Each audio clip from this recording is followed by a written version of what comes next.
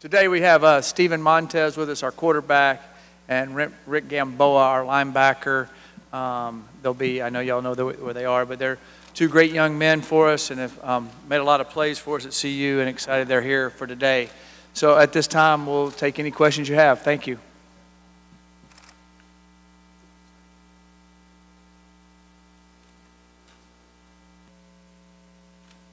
Biggest concerns going into fall camp? There's always a bunch of concerns. We're excited about some of the young guys that we have in our defensive line and our offensive line. I feel like they're very athletic, so we need to keep them coming along. So I feel like we'll be more athletic in those two areas than we have been in the past. We'll just be a little bit younger. So making those two areas come along quick would be a good deal for us. Were some guys that didn't play last year who weren't on the team that you see making an impact this year? Some guys that did not play last year that redshirted. A couple of guys that we're looking forward to on defense. A young man named Terrence Lang, a defensive lineman. Another young man named Chris Miller that plays corner. Offensively, Will Sherman, who plays offensive guard for us, and Colby Purcell, who plays center. Those are guys that were on our football team that we redshirted last year that will see a lot of time this year. Mike, did you find that there's not much difference between being in first place in 2016 and last place last year in terms of how close the games are? Yeah, it's a lot more fun to be in first place and then down where we were. It all goes back to winning the close games. I mean, you hear coaches talk about that all the time. We lost a lot of good players the year before. So we played some guys out there a little bit newer, and we just didn't quite make enough situational plays in some games. Flip a couple of those is what we hope to do this year. I believe we can. We have a lot of experience in the areas that make that happen. Quarterback, our kicking game, our punter's back, our kicker's back, our kickoff guy back, our long snapper. Those guys make strategic changes in field position, make a winning field goal, team has momentum, they kick it out of the end zone on a kickoff. So those things are small factors that end up being big factors in close games. So excited about those guys making those plays in those situations. Coach, did spring ball give you any ideas that you might fill some holes like on the offensive line, Philip Lindsay's? Yeah, spring ball did give us a lot of things. Jake Moretti's a young man that came along this spring, is getting healthier. Will Sherman, Colby Purcell on the offensive line. Of course, you mentioned Philip Lindsay, losing Philip. He's practicing for the Broncos right now, and he'll do well for them. But we have some good running backs that we're excited about. And Kyle Evans, who played a lot the year before and then hurt his hip. He had a great spring. Alex Fontenot's a freshman that we redshirted. It's big and powerful, about 210. And then Trayvon McMillan, who wasn't in the spring, he came in May. He's been there as good-looking tailback that transferred in from graduate transfer from Virginia Tech that we're excited about too. So we'll see what happens in fall camp and go from there. With other coaching changes in the South, do you feel like stability is in your favor? Yeah, there's some good coaches that came into the South. There was some good coaches that left the South. And so I think we've always had excellent coaches in our league. It's a league that coaches aspire to be to. So the guys that get there have experience and have had a lot of in their pedigree, so to speak. So, I think that hopefully, sometimes the first year for a coaching staff and a team is a little bit rougher. So, yeah, I'm hoping that happens on some of those teams. But they've got really good players and they're excellent coaches. So I know they'll all be ready to play.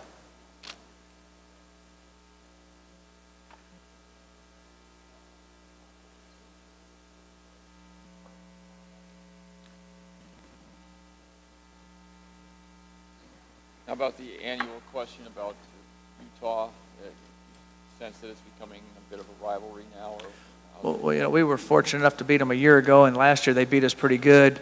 It was whoever won the game was going to go to a bowl game. So that even though I don't think either one of us would say we would like to be where we were the year before, we were both playing for the championship. Kyle does an unbelievable job there. And you know, it's becoming a bigger and bigger game because the last 2 years we've both played for something, where in the past we weren't playing for anything. So I think we've added to make it a little bit more of a rival type game. This year it's different though. They've moved it to because they're playing BYU, so it's kind of changed that a little bit. But it's still an exciting game, and they're a very good football team. You've got your quarterback coming back. Yes, Steven Montez is coming back.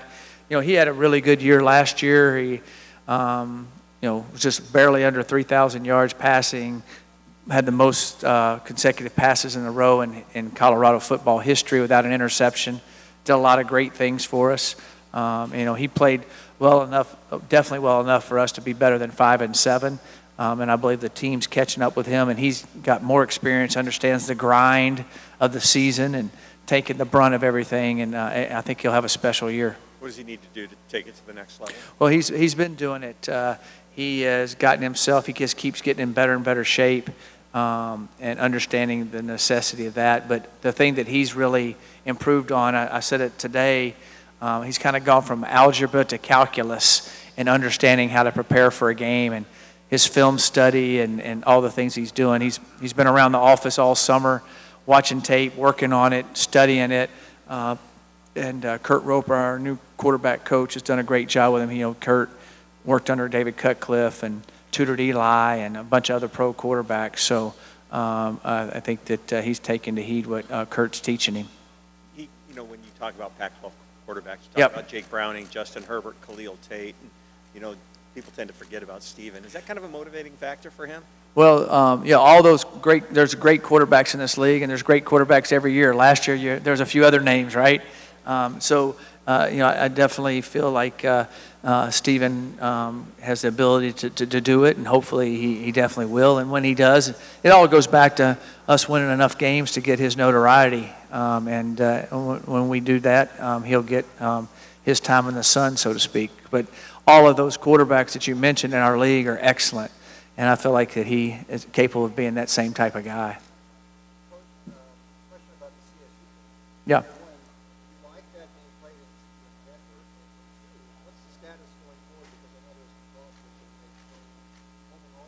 Right. Yeah, the CSU game's always the Rocky Mountain Showdown's always a big deal in the state of Colorado, and you know, playing there in Bronco Stadium. You know, I think either school would like to have it on their home campus, of course, but playing in the Bronco Stadium, our kids love it. I think both teams' kids absolutely love it, more maybe than some of the fans do. I think a lot of the fans like it. It's interesting, you know, the student bodies for both teams. I mean, there are so many students there, so it's a nice environment for a game, and the kids like playing in the pro stadium. I don't know what it carries after 2020, and I guess the ADs and all of them will work all that out. But right now, it's a fun game to play in there in Denver. Yes, that's a home and home, and then I think they come back on sometime in the early 20s again.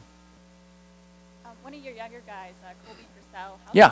How's his work ethic kind of helping him to get closer to a starting spot? Yeah, Colby Purcell's work ethic is, the only word I can use is phenomenal. He is strong, he's athletic, I don't think he's made a B yet, but he's in the high 3.3 threes in school, and he's a special young man. He's our starting center right now, so hopefully he does well in fall camp and keeps that.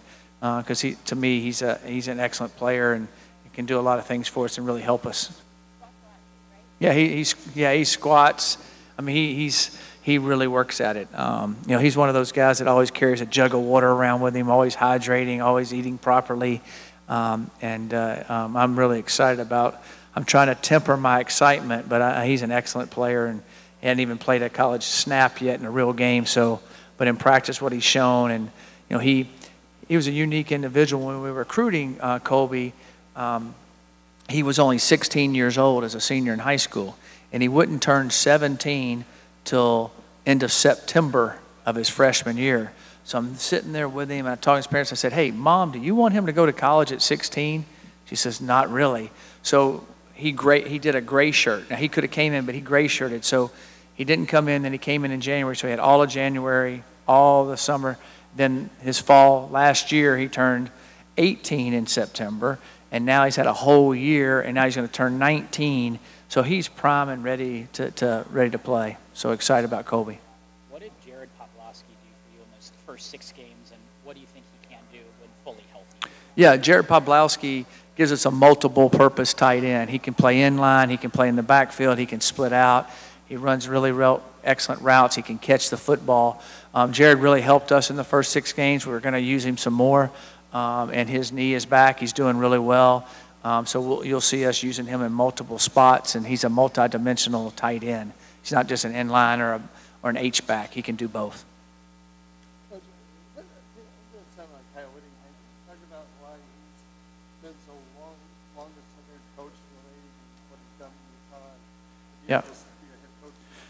Yeah. Kyle is a phenomenal coach and really well respected in our profession. You know, the thing that amazes me to Kyle, people come and go, and he keeps steady. He keeps them winning. You know, I think it was really smart at Utah. He was there, and it kind of turned around, and he was an assistant. Then they made him the head coach, and he's kept it at a level that I don't think they have ever seen for this long a period in the history of the program. I kind of connect with Kyle a little bit because we're both coaches' sons. And I think that he totally gets it and understands it, and he's done a great job at Utah. And we play him every year. I wish I didn't have to play him every year. I wish he was on the other side because he's an excellent coach.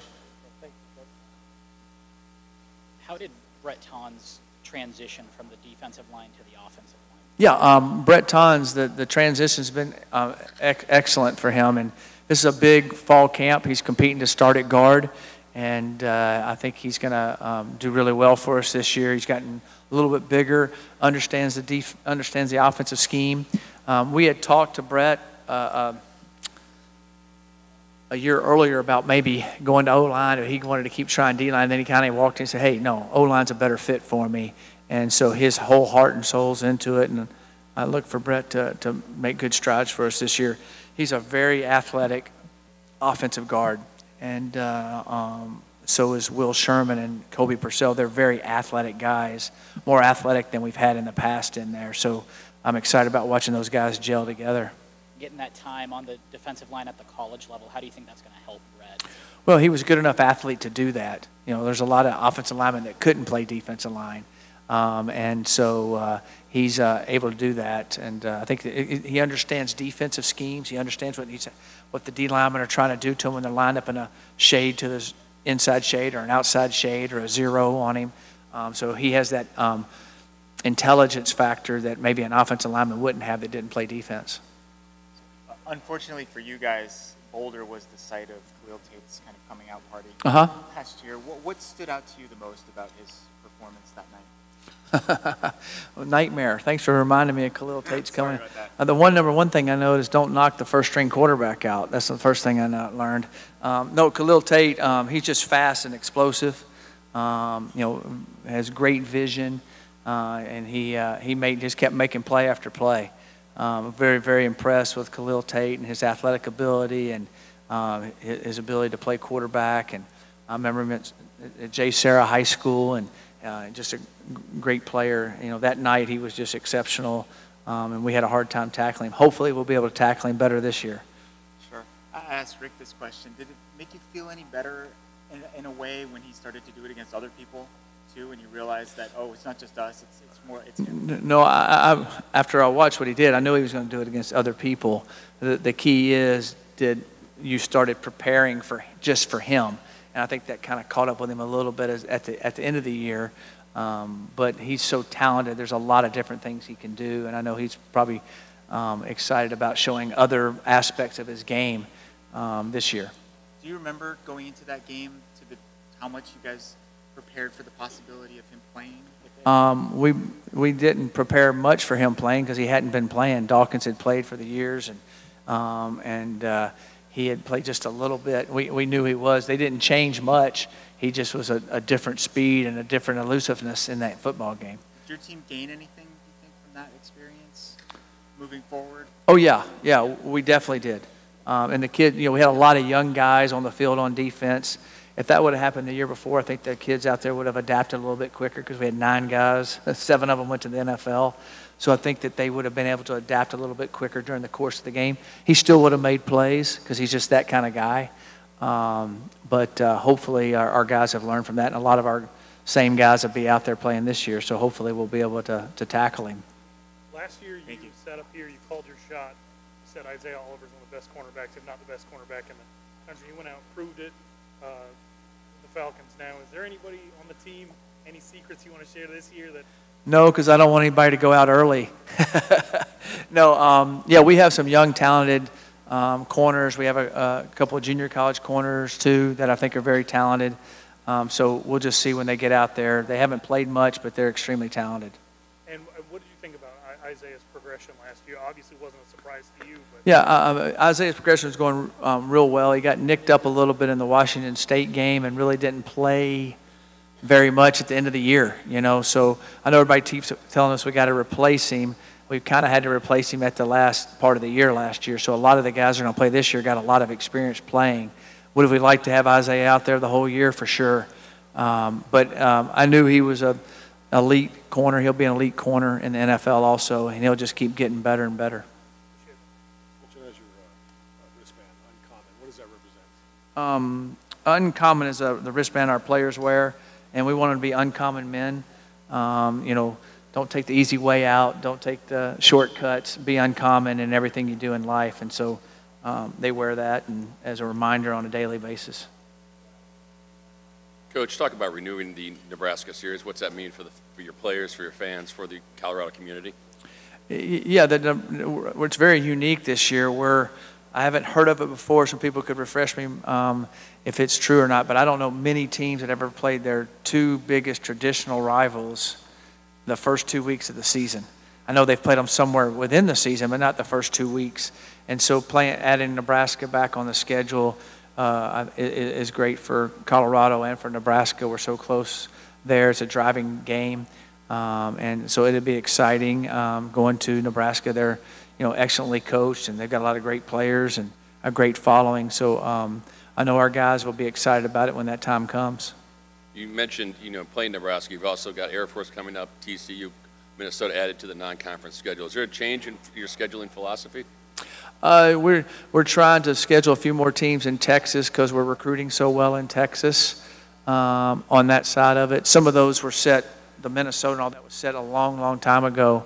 But the Texas schools is definitely on purpose, wanting to play them in our close location, and then our recruiting base in Texas.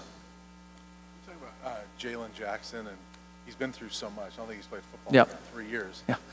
But how is he looking as you guys start fall camp, and is he a guy that can make an impact this year? Yeah, Jalen Jackson has had a couple of different injuries. His senior years in high school, and then now in his freshman year, and he's looked good in the end of spring, and then the summer workouts, running, and all the cutting he's been doing. He's doing really well. So if he gets back out there and gets going like he can, he's an athletic young man that can help us and make plays, and also be able to help us on special teams, not only maybe as a returner but as a cover guy. So I look forward to get Jalen out there and getting him on the field. And the one thing about Jalen, he's always got that big smile on his face no matter what he's going through. So he's an uplifting type person around our building. Yeah, I wanted to ask you about his attitude through everything. Jalen's attitude is incredible. I always tell the kids, attitude determines altitude, and he shows that all the time. So you guys are stacked, obviously, a receiver, ton Yep. of talent there. He's a receiver. Are the plans to keep him there? Or Yeah, our plans are to keep Jalen at receiver and keep him there. You know, we do have some good receivers, but, you know, there's injuries that happen in football. Different things happen. So we need all we can get. But I definitely see him we're going to put him in there to get us to help us on special teams, too. You've been able to recruit some really productive players in the state of Arizona, but at sometimes under-recruited, whether it's Isaiah or Jared or Brett. Just what's your philosophy when recruiting the state of Arizona in particular? Yeah, the state of Arizona has a lot of talent in it. And then, of course, the population growth is growing all the time there in the greater Phoenix area. You know, we're looking for players that we feel like are Pac-12 football players and that, you know, want to maybe leave the state because there's some good schools to choose from in the state of Arizona too, and then want to come to Colorado. And so we've been able to find that niche with some of those guys. Isaiah Oliver was a very unique situation. He had no offers but us, and he's a guy that bloomed late, and we kept recruiting him and kept looking at him, and he kind of we were able to get him. The other young men were recruited by a lot of different people too, but Isaiah was very unique. We were the only people that recruited him in the country, which is amazing to me, but that sometimes happens.